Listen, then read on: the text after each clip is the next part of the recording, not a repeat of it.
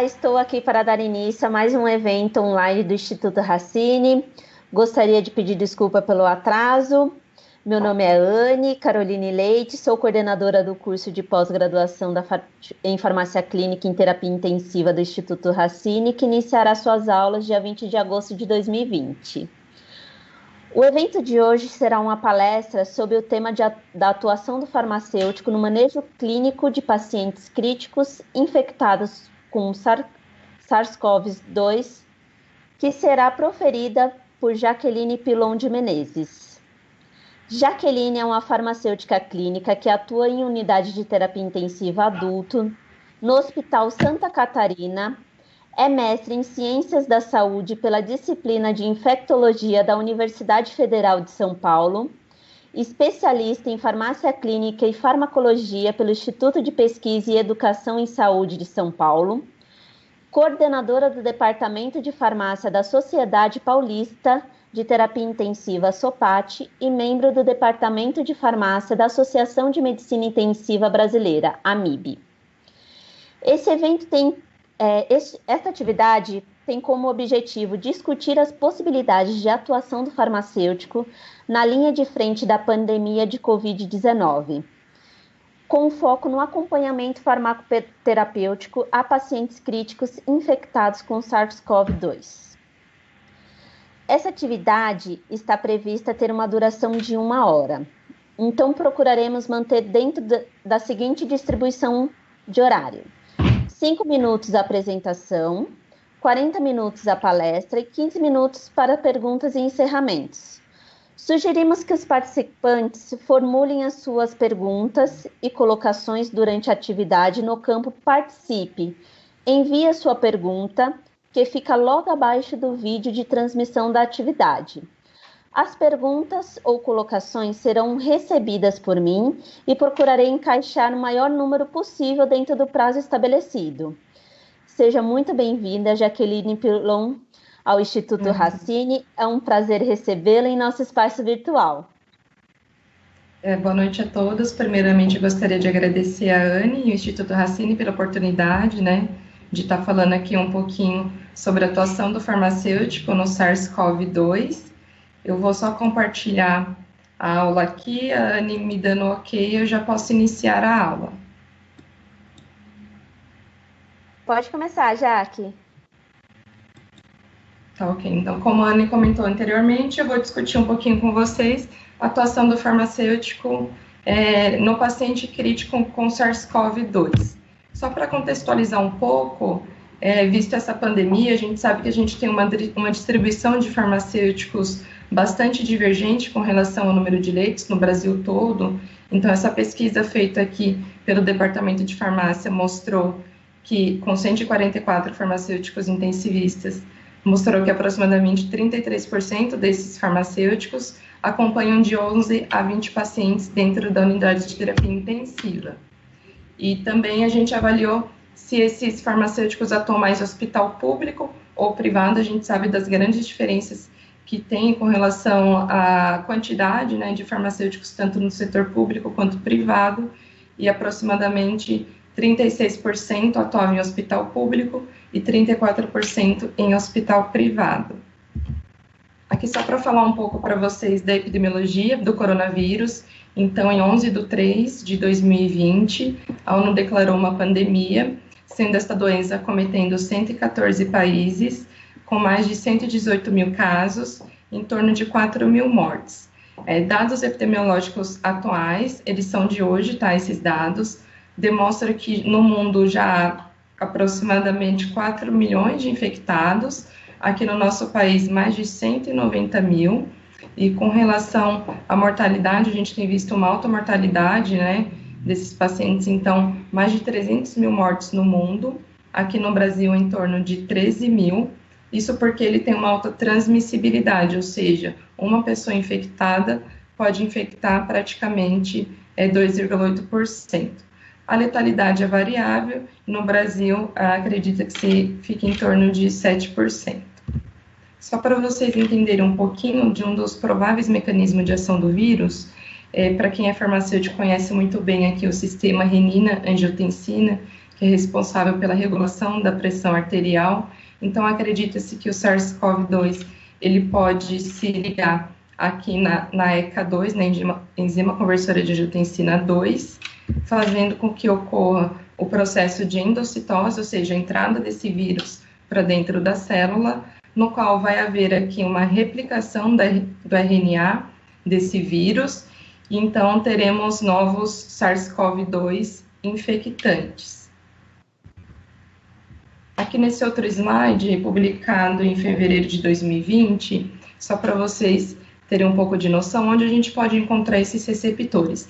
Então, eles são bastante comuns na mucosa oral, por isso a sua alta transmissibilidade, mas eles podem ser encontrados em outros locais também, como, por exemplo, no intestino. Pode ser que, por isso, esses pacientes apresentam um pouco de diarreia, também na vesícula biliar, no músculo cardíaco e também nos rins. Como que é o quadro clínico desse paciente? Então, pode variar entre leve, moderado e grave. O quadro leve, o paciente apresenta fadiga, tosse, são sintomas mais tranquilos que você consegue manejar esse paciente dentro de casa. Raramente ocorre diarreia, náusea e vômito. Nos casos moderados, ocorre sintomas parecidos com pneumonia, sem a necessidade de suplementação de oxigênio. Então, eles não evoluem com a hipoxemia. Já nos casos graves, a febre é presente, o paciente também pode evoluir com taquipneia, dispneia, dessaturação, ou seja, uma saturação de oxigênio menor ou igual a 93% em ar ambiente, e pode evoluir com o quadro mais grave da doença, que é a síndrome de desconforto respiratório agudo. Praticamente 80% desses pacientes são assintomáticos, em torno de 5% evoluir para a fase grave. Eu vou focar aqui na aula nesse paciente grave, que é aquele paciente que está internado na unidade de terapia intensiva. Só para ilustrar um pouco bem brevemente, tá? Do mecanismo de lesão pulmonar associada ao SARS-CoV-2. Então, sempre que você tem uma infecção, você vai ativar dois sistemas. Então, tanto a resposta inflamatória, que pode ser sistêmica, quanto também o sistema imunológico através da ativação do sistema complemento. Isso vai fazer com que você tenha aqui na região pulmonar neutrófilos e macrófagos, podendo levar o que a gente chama de síndrome de tempestade de citocinas, né? Consequência de uma resposta inflamatória e ativação do sistema imune, podendo levar algumas citocinas de fase aguda, como, por exemplo, a interleucina 6, e isso tudo pode causar um dano aqui nos alvéolos pulmonares, por isso que esses pacientes podem evoluir com insuficiência respiratória. Um dos medicamentos que são experimentais para o tratamento da COVID-19 é o tocilizumab. Ele vai agir aqui nessa interleucina 6 como um bloqueador.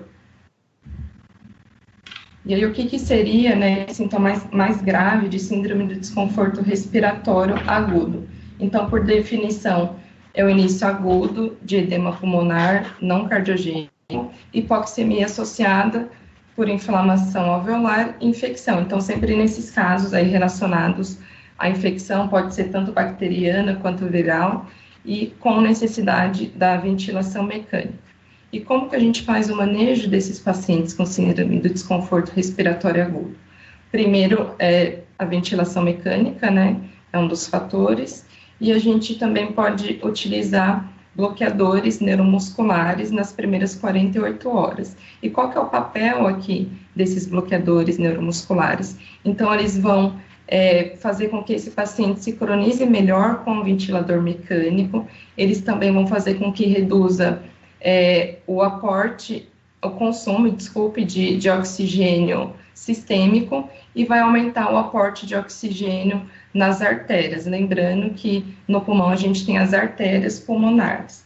Então, consequentemente, você tem uma maior concentração ali de oxigênio. O cisatracuro é a droga de escolha para o tratamento da síndrome de desconforto respiratório agudo, moderado a grave. Quando você tem aqui uma relação de PaO2, FA2, menor que 150, então são parâmetros aqui de ventilação mecânica. O farmacêutico ele não precisa saber de cor esses números, mas ele precisa, sim, ter um entendimento geral desse paciente e sempre consultar a equipe multiprofissional para poder fazer um melhor acompanhamento. Pode ser utilizado outros bloqueadores neuromusculares? É uma pergunta que muitos farmacêuticos têm feito, até num grupo que a gente tem aqui de WhatsApps, de farmacêutico intensivista do Brasil todo. Sim, outros bloqueadores neuromusculares, como por exemplo o rocurônio, o pancurônio, podem ser utilizados também. Qual que é o problema? O rocurônio ele é metabolizado 70% pelo fígado e 30% pelo rim. Se esse paciente tiver injúria renal aguda, ou se ele for um renal crônico, ou ele tiver uma insuficiência hepática, isso pode aumentar a meia-vida desses medicamentos, ou podendo ocasionar uma toxicidade. Há diversos regimes de dose aqui com relação ao cisatracuro, sempre em infusão contínua, tá? Ele pode ser feito puro ou diluído, e a recomendação é que se faça por 48 horas. É claro que o médico vai avaliar caso a caso e por muitas vezes esse prazo poderá ser estendido. Qual outro cuidado que a gente precisa ter quando a gente utiliza esses bloqueadores neuromusculares? Como ele acaba agindo como um relaxante muscular, os olhos do paciente podem ficar um pouco abertos. Então, para a gente evitar úlcera de córnea, é recomendado, aqui até uma recomendação pelo UpToDate, que seja utilizado colírios ou géis lubrificantes, com uma posologia de 2 a 4 horas, para evitar essa úlcera de córnea. As pálpebras também podem ser fechadas com fita adesiva, para evitar a secagem, ulceração, infecção e cicatrização da córnea. Um outro cuidado que a gente precisa ter nesses pacientes são as interações medicamentosas. Não há muitas interações medicamentosas relevantes, mas eu separei aqui para trazer para vocês algumas delas que podem tanto aumentar os efeitos desses bloqueadores neuromusculares, quanto também diminuir. Aqui são como exemplos do ipesila, galantamina, neostigmina, que são antagonistas da anticolinesteráticos. Aqui alguns antimicrobianos também, amikacina, gentamicina, anfotericina, polimixina B. No caso aqui dos antimicrobianos, essa interação medicamentosa, ela pode prolongar o efeito do bloqueador neuromuscular e o paciente necessitar de ventilação mecânica. Se ele já está em ventilação mecânica, então não tem um impacto muito grande, é mais a gente acompanhar mais de perto esse paciente. Vou falar bem brevemente com relação ao tratamento da Covid-19. Atualmente a gente não tem um tratamento seguro e eficaz no tratamento do coronavírus. Aqui nessa tabela eu trago para vocês alguns medicamentos que estão sendo estudados, então são drogas experimentais. Devido ao tempo da aula, eu não vou entrar em detalhes com relação ao mecanismo de ação deles, mas vou falar dos principais que têm sido utilizados nos estudos com relação ao cuidado farmacêutico, Então, aqui como exemplos, a gente tem alguns antimicrobianos, como a azitromicina, a gente tem também medicamentos utilizados tanto para tratamento de lúpus ou para malária, que são a cloroquina e hidroxicloroquina. A gente tem também um antiviral utilizado no tratamento do HIV, que é o lopinavir, ritonavir, o tocilizumab, que é um imunobiológico, antagonista de interleucina 6, e aqui 2 antiparasitários, que é a ivermectina e a nitazoxanida. Há medicamentos que não temos disponíveis aqui no Brasil, mas também estão sendo estudados no contexto de pesquisa clínica. O principal aqui desses 3, entre o baloxavir, remdesivir e o favipiravir, é o remdesivir, que mais recentemente foi aprovado pelo FDA. O que eu vou deixar aqui para vocês, para quem quer mais informações sobre os medicamentos, sobre tratamento, quais são os estudos recentes, os trials, é esse site aqui da ASHP, que é uma sociedade de farmácia, e você pode clicar aqui no medicamento que você tem interesse, Lá está bem resumido, eles atualizam periodicamente, então para quem quiser saber mais sobre esses tratamentos experimentais, podem acessar pelo site ou aqui pelo QR Code. Vou deixar aqui também como material para consulta, um documento que nós escrevemos do Departamento de Farmácia da MIB, falando um pouquinho das considerações desses medicamentos que têm potencial efeito contra o SARS-CoV-2. A gente também comentou aquele artigo polêmico, né, da utilização da hidroxicloroquina com azitromicina, então a gente comenta que nesse artigo quais foram as principais falhas. Por exemplo, eles excluíram 6 pacientes do braço da cloroquina, desses 6 pacientes, 3 foram para UTI, um evoluiu a óbito, o medicamento foi suspenso por reação adversa e um teve alta. Então, acabou ficando um viés aqui grande no estudo, e se vocês quiserem mais detalhes, acessem lá no site da MIB, ou aqui pelo QR Code, para ter as informações completas. Esse documento, que é bem fresquinho, saiu na terça-feira, foi escrito por vários farmacêuticos intensivistas do Brasil todo, fala um pouquinho sobre recomendações do cuidado farmacêutico ao paciente crítico com COVID.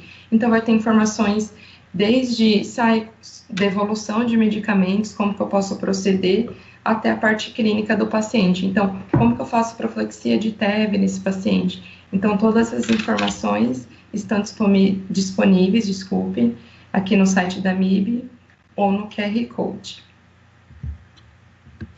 Trouxe para vocês também terem conhecimento da sequência rápida de intubação desse paciente crítico com COVID, então uma recomendação aqui da Abramed, da MIB, da Associação de Medicina Brasileira, quais são os principais medicamentos utilizados, por que o farmacêutico clínico também precisa ter esse conhecimento.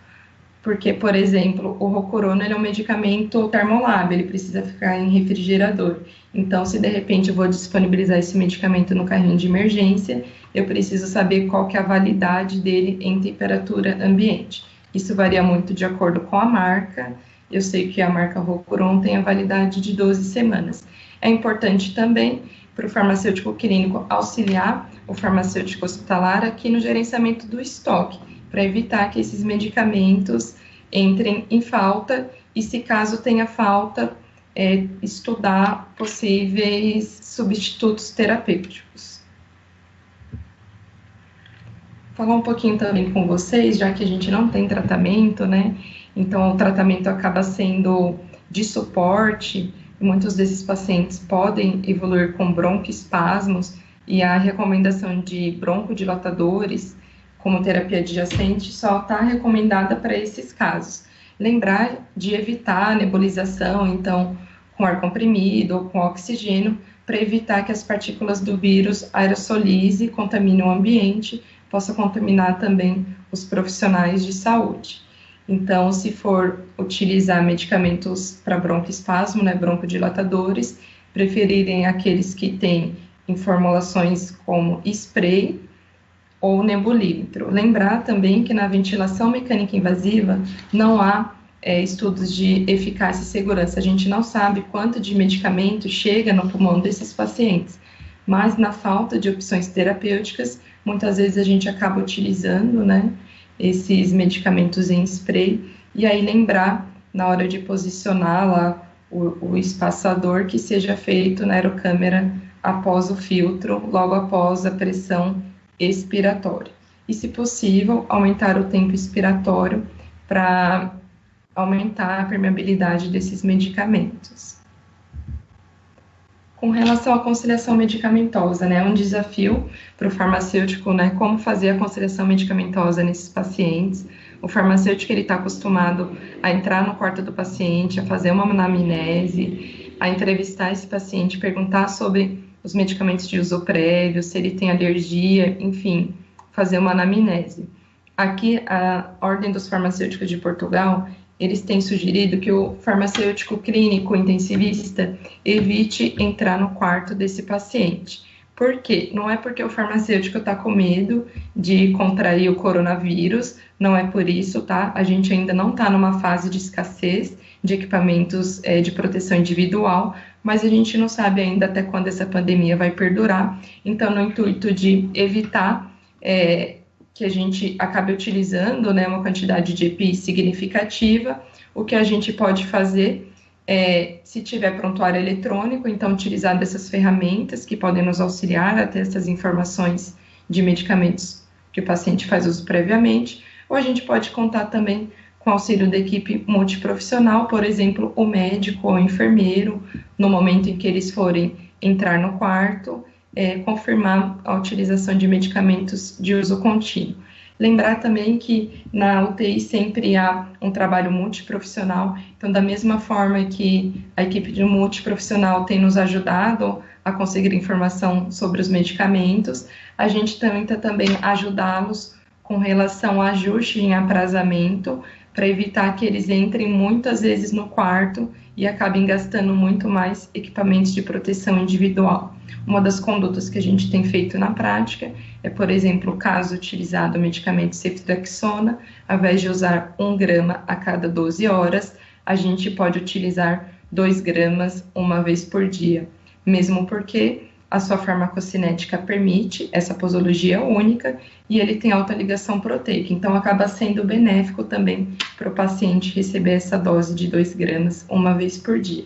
E alternativamente, se o paciente estiver entubado, não tiver condições de nos relatar a lista de medicamentos de uso prévio, a gente pode também contatar a família através de ligações, outros meios eletrônicos, como por exemplo o e-mail. Como eu comentei lá no comecinho, a ECA 2 pode estar disponíveis também presentes, né, não disponíveis no SINS, e isso pode ocasionar injúria renal aguda nesses pacientes. Esse é um slide que foi cedido gentilmente pela doutora Maristela, que é uma das nefrologistas que trabalha comigo, e ele é um pré-print, tá? E aqui o que vocês podem observar nesse gráfico. Aqui a gente vê a porcentagem, a probabilidade de sobrevivência em porcentagem, e aqui dias após a admissão do hospital. Aqui em vermelhinho são os pacientes que evoluíram com injúria renal aguda, e aqui em azul os que não evoluíram com injúria renal aguda. E o que a gente observa aqui nessa probabilidade de sobrevivência? Que aproximadamente 5,3 vezes esses pacientes que tiveram injúria renal aguda, o risco de morte foi maior. Então, o risco de morte foi maior 5,3 vezes com relação ao paciente sem injúria renal aguda. Então, é muito importante nesses pacientes com SARS-CoV-2 fazer o monitoramento da função renal, mesmo porque pode ocorrer também o que a gente chama de crosstalk, rins-pulmões, seria uma reação cruzada entre o rins e os pulmões, do mesmo modo que através de reações inflamatórias pode haver um dano pulmonar. Se você tiver também um dano tubular nos rins, você pode ter ativação de mediadores inflamatórios, causando dano pulmonar e também causar dano em outros órgãos. Então, é de extrema importância que o farmacêutico saiba utilizar fórmulas para estimativa de função renal, como, por exemplo, os cálculos de MDRD,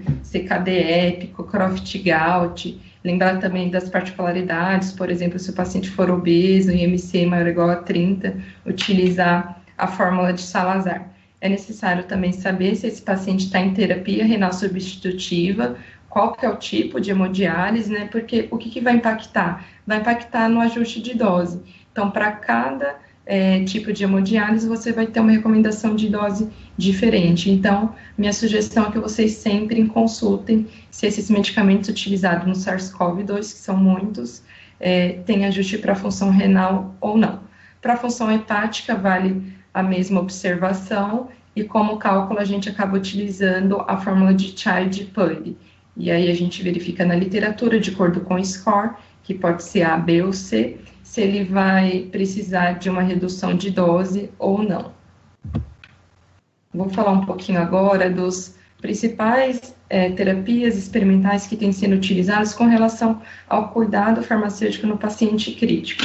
Então, o tocilizumab, como eu comentei anteriormente, ele é imunobiológico, ele vai agir aqui lá na interleucina, então, caso seja utilizado esse medicamento em centros de pesquisa, você pode dosar interleucina 6. Se você tiver esse valor alterado, não só ele, outros exames também, como por exemplo ferritina, PCR, então a recomendação como uso off-label seria de fazer uma dose de aproximadamente 4 a 8 miligramas por quilo, né, não mais do que 800 miligramas por dose, né, por dia, e aqui 400 miligramas por dose.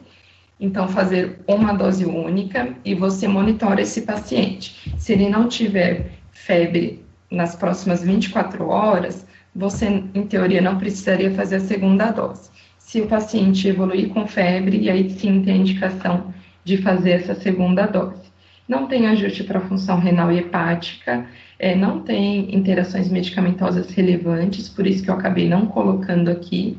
As principais reações adversas são reações infusionais, cefaleia, tontura, hipertensão e pode dar também perfuração gastrointestinal. O que é importante aqui para o farmacêutico? O monitoramento desse medicamento, visto que são medicamentos ainda experimentais, então é de extrema importância que se tenha uma farmacovigilância muito forte nesses pacientes para saber se eles tiveram reação adversa, fazer essa notificação para que os dados cheguem na Notivisa. Então, é necessário monitorar a função hepática através de coleta de TGO, TGP, fosfatase alcalina, bilirrubina total. Também é necessário monitorar o colesterol nesses pacientes, PCR, neutrófilos. É muito comum a utilização desse medicamento ocasionar neutropenia, e isso também pode deixar o paciente mais suscetível a infecções bacterianas, por exemplo, e também plaquetas. Então, alguns exames aqui que, caso a gente acompanhe um paciente com tocilizumab, não estejam prescritos, o farmacêutico pode sugerir à equipe médica. O oseltamivir, que é um antiviral utilizado no tratamento do influenza A ou B, lembrar aqui que ele não está sendo utilizado contra o SARS-CoV-2, ele não tem nenhuma ação ainda comprovada contra o vírus. E por que a gente utiliza empiricamente, né, quando a gente não tem um diagnóstico ainda, o oseltamivir? Porque como os sintomas de H1N1, influenza, são muito parecidos com o coronavírus, o médico não vai saber diferenciar ali na hora. E ele está indicado na síndrome de desconforto respiratório aguda como terapia empírica, então ele pode entrar sim nessa terapia empírica até sair o resultado dos exames. Então, após o resultado de exame, seja ele o teste rápido para H1N1, ou seja o PCR, o médico avalia a suspensão desse medicamento. Lembrar que esse medicamento ele tem 3 apresentações, né, 30 miligramas, 45 e 75 miligramas.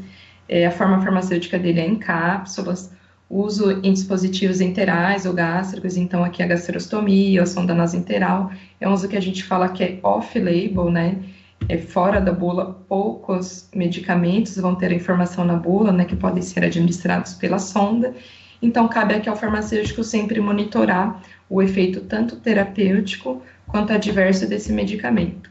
Como ele é cápsula, então a dissolução até fácil, então não tem risco de obstrução, mas a gente precisa monitorar os efeitos desse medicamento.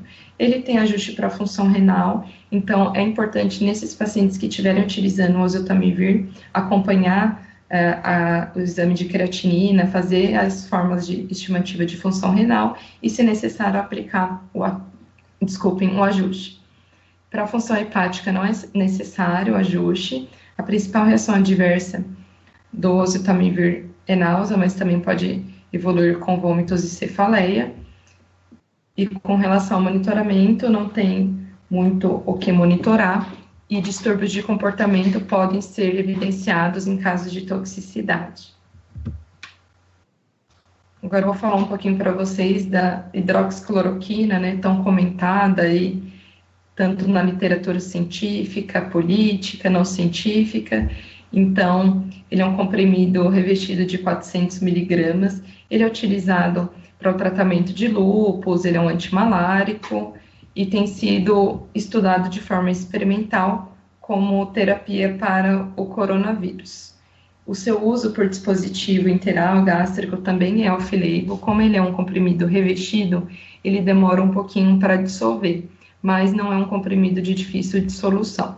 Ele também tem ajuste para a função renal, então cabe os mesmos cuidados ao oseltamivir, então calcular as estimativas de função renal. Ele não tem ajuste para a função hepática, a não ser que você utilize por muito tempo. Pelo menos nesses tratamentos experimentais com o COVID-19, né, a recomendação é que se faça de 5, no máximo 7 dias. O Ministério da Saúde soltou uma norma, né, informativa, e nessa norma eles sugeriam a utilização de 5 dias de tratamento. As principais reações adversas são náusea, prolongamento do intervalo QT, torça de points, fibrilação ventricular, taquicardia, e também pode causar alguns distúrbios da retina, como, por exemplo, retinopatias em 7,5% dos pacientes. Então, qualquer alteração ocular, oftalmológica, deve ser solicitada a avaliação do oftalmologista, e esse paciente deve ser acompanhado. Como ele pode causar prolongamento do intervalo QT, parada em torce de points, é recomendado que se faça eletrocardiograma diariamente nesses pacientes, principalmente se ele utilizar a azitromicina junto, que é um antimicrobiano macrolídeo, que tem sido utilizado aí como terapia adjuvante. Ele não tem nenhuma ação no vírus, ele pode ter uma ação imunomoduladora, mas aí o tratamento dele seria para pneumonia comunitária, cobrindo bactérias atípicas. Eletrólitos também são necessários, fazer o monitoramento, né, e também monitorar a função cardíaca, renal e hepática. Como eu comentei anteriormente, então a hidroxicloroquina, ela pode interação com alguns medicamentos. Aqui uma consulta que eu fiz pelo Micromedics, foram encontradas 45 interações medicamentosas com a hidroxicloroquina, sendo destas 39 graves. A interação com a azitromicina entra aqui nesse grupo, então deve-se monitorar esse paciente com relação ao prolongamento do intervalo QT, através do eletrocardiograma diário, e também foram encontradas 2 interações contraindicadas. Vou falar um pouquinho do lopinavir e ritonavir, que é um antiviral utilizado no tratamento de HIV, ele também faz parte, né, desses medicamentos que estão sendo testados ainda contra o COVID. Ele é um comprimido revestido, então o uso também pelos dispositivos enterais também é off-label, ou seja, fora da bula. Ele existe também em solução oral, porém essa solução oral é incompatível com sonda de poliuretano. Então, se a sonda nasointeral for de poliuretano, pode ter uma incompatibilidade aí. Se a sonda for esqueci o nome agora. Depois eu comento com vocês. Mas é um outro material que a gente utiliza, ele não vai ter essa incompatibilidade. Também é necessário realizar o ajuste de dose, se o paciente estiver em hemodiálise, né? Então, evitar dose uma vez por dia. Pelo clearance, não precisa fazer o ajuste de dose desses pacientes. Para a função hepática, não tem ajuste de dose. Principal reação adversa do lopinavir e ritonavir é fadiga, ansiedade, diarreia, vômito. Ele também pode causar prolongamento do intervalo QT e torça de points. Então, imaginem um paciente que está utilizando, de repente, azitromicina, hidroxicloroquina e querem associar também o lopinavir. Então, 3 medicamentos que podem, né, prolongar o intervalo QT. Aí, eventualmente, ele utiliza ondansetrona para o tratamento de náusea e vômito, ou ele tem agitação, utiliza quetiapina, e são medicamentos que também prolongam o intervalo QT. Então, esse paciente, ele fica sob muito risco, né, de ter esse prolongamento do intervalo QT, evoluir com torça de points, e pode evoluir com uma parada cardíaca, levando ao óbito. O monitoramento também deve ser feito com relação à função hepática, então, TGO, TGP e gama-GT podem ser solicitados. O colesterol também deve ser solicitado, triglicerídeos. Pode causar também infecções do trato respiratório, tanto superior quanto inferior. As plaquetas, neutrófilos também são necessários monitorar nesse paciente. Eles podem também causar um distúrbio de glicose, então é necessário fazer a glicemia capilar nesses pacientes. Ele possui nada mais, nada menos do que 487 interações medicamentosas. Isso porque ele é um inibidor, né, do CYP 450. A gente encontra aqui no Micromelix 312 interações medicamentosas graves e dessas 87 contraindicadas. Então, não é um medicamento que não vai ter nenhum impacto se esse paciente utilizar no tratamento experimental para COVID, visto que esses pacientes, eles têm uma polifarmácia, ou seja, a prescrição deles é bem comprida, então há vários medicamentos em uso concomitante, e isso pode levar a um efeito adverso moderado ou até mesmo grave. E falando, né, do prolongamento do intervalo QT, então o que é esse prolongamento do intervalo QT? No eletrocardiograma, você vai ter esse intervalo, né, que vai entre as ondas Q e T, que são responsáveis tanto pela ativação quanto pela recuperação ventricular. E aí, nesses casos de prolongamento do intervalo QT, o paciente pode evoluir com uma taquicardia ventricular, isso levar a torsade points, ou seja, o coração ele para em sístole, e o paciente pode evoluir a óbito. Quais são causas de prolongamento do intervalo QT? Então, elas podem ser tanto metabólicas, então, se o paciente tiver hipotireoidismo, ele pode ter um prolongamento do intervalo QT, se ele tiver hipocalemia, hipocalcemia, hipomagnesemia, ele também pode ter um prolongamento do intervalo QT. Então, é sempre importante, quando o farmacêutico estiver acompanhando esse paciente que eventualmente tem a prescrição de medicamentos que podem prolongar o intervalo QT, ele conhecer essas causas para, na hora de ele avaliar se de repente é uma reação adversa a medicamento ou se é alguma outra causa desse prolongamento do intervalo QT. A gente sugere que sempre, na suspeita de reação adversa a medicamentos, isso seja notificado. O problema é o pessoal lá da farmacovigilância, né, depois conseguir colocar nos algoritmos e verificar se foi uma reação causada pelo medicamento ou, de repente, por esses distúrbios metabólicos. Outras limitações também do prolongamento do intervalo QT é aquele paciente que tem marca-passo e se ele está em fibrilação atrial. Então, nesses dois casos, vai ficar um pouco difícil saber se foi por conta do marca-passo, ou se ele está em fibrilação atrial, ou se foi por conta do medicamento. Lembrar também que o intervalo QT, ele pode ser corrigido pela frequência cardíaca, exceto, né, nos casos de fibrilação atrial, para a gente ter aquele valor e, de acordo com esse valor, verificar qual foi a conduta. Teve um estudo recentemente que foi publicado, né, da utilização de azitromicina com hidroxicloroquina com relação ao prolongamento do intervalo QT. E o que eles recomendaram? Se você tiver um prolongamento do intervalo QTC, né, que é o QT corrigido, maior do que 500, a recomendação era de suspensão de um desses medicamentos.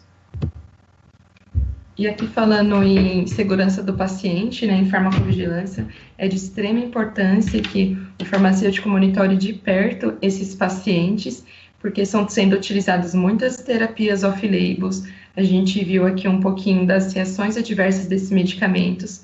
Então, é de extrema importância que o farmacêutico notifique qualquer suspeita de reação adversa a esses medicamentos e também que esses medicamentos sejam utilizados dentro de protocolos de pesquisa clínica, né, com aplicação de termos de consentimento. O paciente ou a família deve ser informado dos riscos e benefícios, né, da terapia. Os benefícios ainda não são claros, porque são medicamentos ainda em estudo, mas todo esse cuidado deve ser feito tanto para o paciente quanto para a família.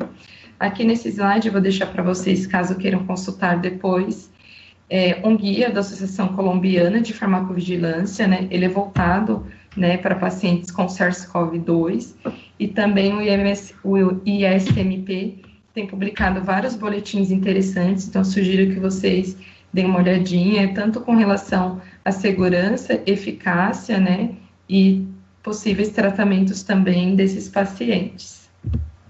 E aqui, só para finalizar, então, o farmacêutico clínico, como profissional especialista, né, ele exerce um papel fundamental né, nesse paciente crítico, visto que ele utiliza diversos medicamentos, a gente não se sabe ainda qual o tratamento, né, não se tem o tratamento eficaz e seguro para esses pacientes. Então, visto que muitos medicamentos experimentais têm sido utilizados dentro da terapia intensiva, a gente precisa conhecer quais são esses medicamentos, seu mecanismo de ação, o que a gente precisa monitorar, quais são os efeitos adversos, para a gente poder auxiliar a equipe como um todo, né? Então, esses medicamentos, como eu falei anteriormente, eles devem ser utilizados preferencialmente em protocolos de pesquisa, né? O farmacêutico, ele deve fazer parte desses protocolos de pesquisa, é de extrema importância que o farmacêutico seja incluído, e também, se não tem um protocolo de pesquisa, mas de repente o hospital vai desenvolver algum protocolo de cuidado ou manejo com as terapias adjacentes, é de extrema importância que o farmacêutico faça parte dessa equipe multiprofissional, né, na hora de elaborar esses protocolos, por conta de todas essas questões que eu comentei anteriormente, né? O farmacêutico é o especialista do medicamento, né? Ele que tem ali o conhecimento da farmacologia, das interações medicamentosas, as incompatibilidades, e ele pode agregar muito aí na equipe como um todo. Então, o farmacêutico clínico intensivista, com a equipe multiprofissional, ele deve, né, exercer um papel aí fundamental. A gente fala que na terapia intensiva ninguém trabalha sozinho, né? Um depende do outro. Então, a gente vai depender do fisioterapeuta para saber os parâmetros de ventilação mecânica, para saber se o paciente está nascendo de desconforto agudo, moderado ou grave. A gente vai precisar do enfermeiro para confirmar a informação dos pacientes. A gente vai precisar fazer contato com a nutricionista se tiver interação medicamentosa. Vai precisar também fazer contato com o fonoaudiólogo para ver se a gente pode dar esse medicamento por via oral, para evitar que a gente faça muitas adaptações de formas farmacêuticas, né? Então, é sempre de extrema importância esse trabalho aí que ocorre na UTI de forma muito multiprofissional. Era isso que eu queria deixar para vocês de recado, e aqui eu vou deixar como homenagem da MIB, né, falando sobre o farmacêutico intensivista. Os seus cuidados garantem a melhora, né, de pacientes em estado grave. Eu sei que os farmacêuticos têm sido deixados de lado aí em muitos casos nessa pandemia, mas eu gostaria de agradecer a todos pela presença, agradecer também todos os farmacêuticos que, independente da área de atuação, estão aí na luta contra o coronavírus. Vamos juntos que a gente vai conseguir vencer essa pandemia. Muito obrigada. Vamos abrir, então, para as perguntas. Eu vou só fechar aqui. Jaque, parabéns pela aula, muito boa, tá? Eu gostaria de fazer só 2 complementos. Claro. Referente a medicamentos em falta, a gente já percebeu que alguns medicamentos a gente já não consegue adquirir e ainda tem manejo ou de dosagem ou de medicamentos da outra classe. E quando isso acontece numa equipe, seja para o farmacêutico, para o enfermeiro, para o médico, que já está acostumado com aquilo, pode gerar erro. Então, o farmacêutico, ele também pode contribuir nessa parte de educação e da equipe frente às mudanças de padronização nesses tempos de pandemia. Né? Com certeza. Porque pode acontecer, porque vai sair daquela zona de conforto, daquela padronização, e muitas vezes pode... acabou o medicamento A, agora vamos para o B. B também acabou. E agora? Por isso que o farmacêutico ele precisa estar atualizado, né? As informações, a cada dia a gente tem informações novas da literatura, então é de extrema importância que o farmacêutico se atualize, mesmo que ele é da logística, ele precisa ter um conhecimento, né?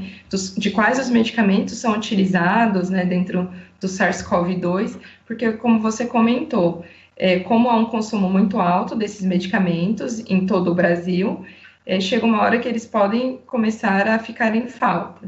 E aí a gente precisa ter substitutos terapêuticos para esses pacientes. Isso mesmo. E outra coisa frente à pesquisa, né?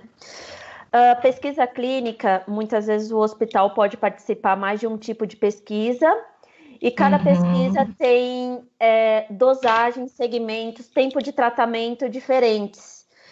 E o farmacêutico ele tem que ficar atento com isso, tem que ficar atento aos exames. Muitas vezes os exames não dá para a gente saber se é por causa da doença, se é pelo medicamento. Na dúvida, notifica, né? Exato. Isso que é importante. Por exemplo, o paciente pode evoluir com náusea, né? E aí a gente viu que muitos dos medicamentos utilizados na terapia experimental também pode ocasionar náusea. Diarreia, por exemplo, também. Então a gente nunca sabe, será que é da doença? Será que é do medicamento, né? Então fica bem complicado mesmo fazer essa análise, por isso que o farmacêutico precisa estar à beira do leito, né? Eu conversei com alguns farmacêuticos que trabalham em terapia intensiva, alguns deles têm ficado um pouco mais à distância para não se expor tanto, mas a maior parte se manteve ali firme e forte na beira do leito, né? Uhum. No Santa Paula, nós continuamos atuando beira-leito, só não entramos dentro do leito, porque esse leito de isolamento, mas estamos constantemente no posto de enfermagem junto com a equipe. E acho que isso é importante. E isso faz toda a diferença nesse paciente. O pessoal está fazendo algumas perguntas. Se a aula ficará disponível? Sim, na Life fica disponível por 24 horas. Essa aula gravada na semana que vem será postada no site da Racine. Então, todos terão acesso. Agora vamos a algumas perguntas aqui do Marcos. O Marcos questiona no manejo do broncoespasmo. Vejo alguns estudos com metilprednisolona na prática, muitas prescrições com hidroxicloroquina e em estudo de Covid, testando a dexametasona. Na prática clínica, qual desses corticoides você tem visto sendo utilizado em pacientes com Covid? Essa é uma questão que tem gerado bastante polêmica, né? Essa questão do corticosteroide, né? Utiliza ou não utiliza nesses pacientes com Covid, mas as principais sociedades, como por exemplo o Infectious Disease Society of America, o CDC e o NIH, eles só recomendam a utilização de corticoide se o paciente se eles evoluírem com choque séptico refratário ou se eles tiverem asma ou DPOC. Salvo essas recomendações, não há recomendação por essas instituições de utilizar o corticosteroide. A gente sabe que tem alguns estudos de colisão, né, que estão sendo feitos aqui no Brasil, e alguns deles têm incluído a dexametasona. Mas essas sociedades não estão recomendando o corticoide para esse paciente com Covid, exceto nessas ocasiões. Ok. Tem outra pergunta da Patrícia Moreira. Gostaria de saber qual a referência que podemos utilizar para sugerir ajuste de dose da hidroxicloroquina para a função renal. O UpToDate descreve que não há ajuste de doses específicos. Isso, quando eu comentei aqui, eu utilizei o Micromedics. Se você consultar lá no Micromedics, ele vai falar que tem um ajuste para paciente com insuficiência renal. Essa questão do ajuste de dose para insuficiência renal é um problema que a gente tem com todos os medicamentos, porque cada literatura recomenda uma dose, então não há um consenso entre os guidelines, entre a literatura, para a gente poder fazer esse ajuste de dose. Você pode também consultar a bula, mas eu acabo sempre consultando mais do que uma referência, né? Porque às vezes você não encontra em uma e aí você encontra em outra. E isso deve ser sempre discutido com a equipe médica, né? Então, se de repente você tem duas informações, tem um UpToDate que fala que não precisa, e você tem um Micromedics que fala que precisa. Então, é você levar essas duas informações para o médico e discutir com ele caso a caso.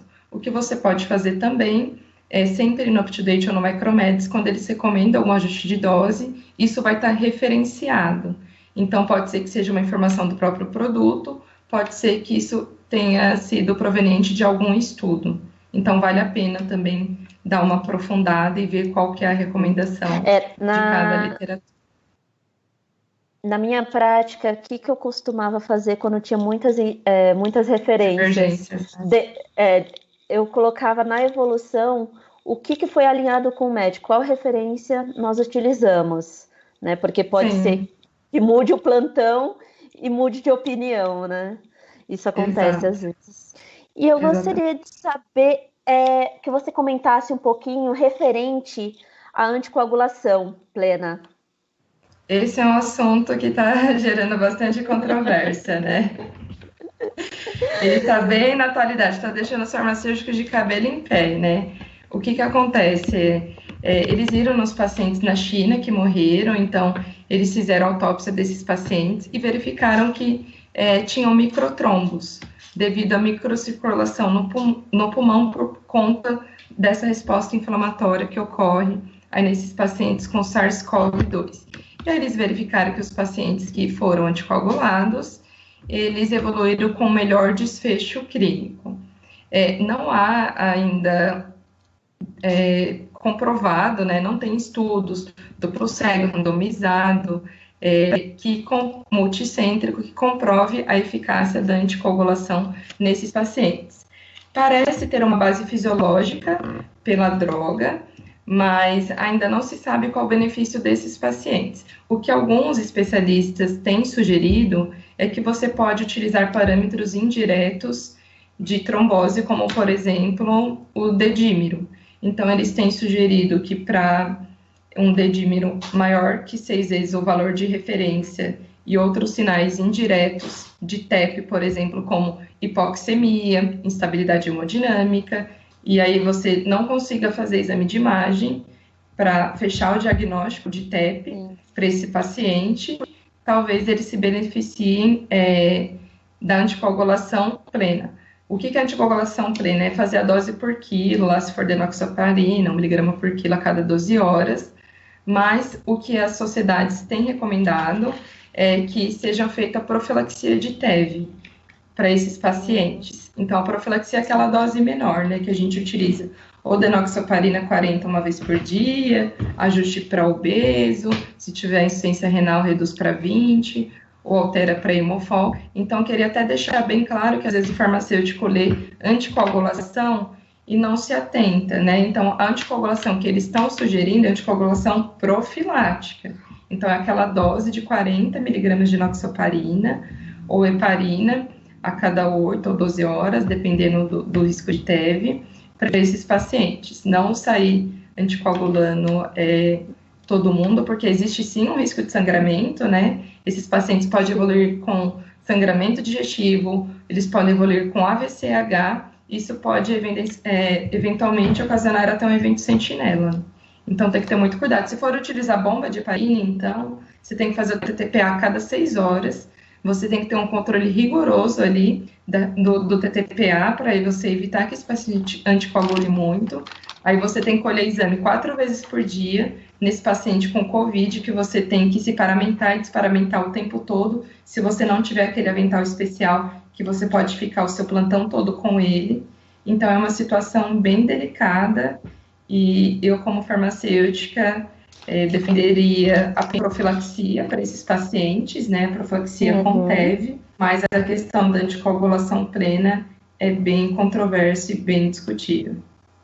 Sim, e lembrar também que esse paciente do COVID, ele também faz plaquetopenia, né? Então, Exato. tomar cuidado Pela com própria isso. doença, Exato.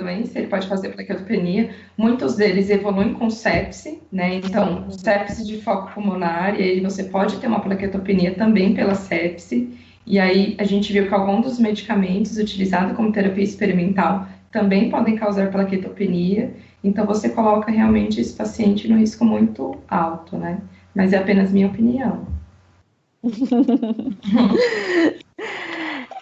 Bom, a conversa está ótima, mas eu gostaria de encerrar essa atividade, tá?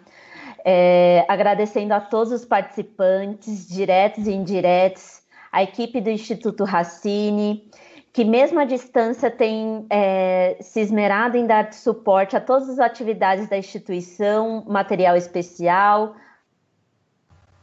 a nossa palestrante, que trouxe contribuição relevante sobre a abordagem, os pacientes críticos pelos profissionais farmacêuticos, com toda a bagagem que ela trouxe de experiência, que ela está na linha de frente, que está na linha de frente hoje. Gostaria de reforçar também, no dia 20 de agosto de 2020, vamos iniciar o curso de pós-graduação em farmácia clínica em unidade de terapia intensiva, que aborda em profundidade o papel do farmacêutico em terapia intensiva e capacita para atuar com competências nessa área, tá? Gostaria de te agradecer, Jaque, parabéns, Obrigada. muito obrigada. Eu que agradeço, foi um prazer estar aqui com vocês. Esperamos poder contar com vocês como nossos alunos neste programa educacional, que podem ser consultados no site do Instituto Racine, e agradeço a todos a participação. E encerramos agora com as nossas transmissões. Muito obrigada. Muito obrigada, uma boa noite a todas. Boa noite, tchau, tchau. Tchau, tchau.